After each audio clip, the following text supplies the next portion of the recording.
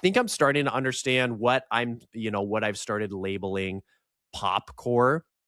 And I don't know, maybe that's a term that's already out there. I'm really not, like with it when it comes to that kind of stuff. But I think I'm starting to understand bands that to me fall more within like the popcore genre. By popcore, like, I mean, think about pop punk because very similar, right?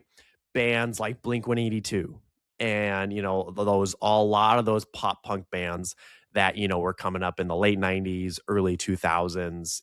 Blink 182 is a good example because like people that were into punk music were like, this isn't punk. Like these guys are making tons of money.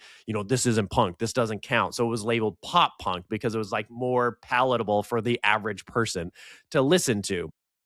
It's the same with hardcore. Like there are a lot of bands out there now that it's more like popcore. People can listen to it without like really being into like heavier music. So like Turnstile is the number one popcore. Like to me, Turnstile is popcore. Turnstile has elements of the hardcore genre with music that's a little bit more, it's a lot easier for like your average person to listen to. Angel Dust, Military Gun, Drug Church, those bands are all like that.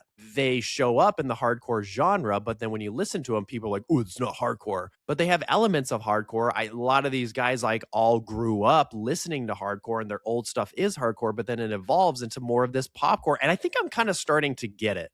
Again, maybe it's just because I am getting more open to that stuff. I'm a little bit more flexible. I'm not so rigid in like what I have to listen to.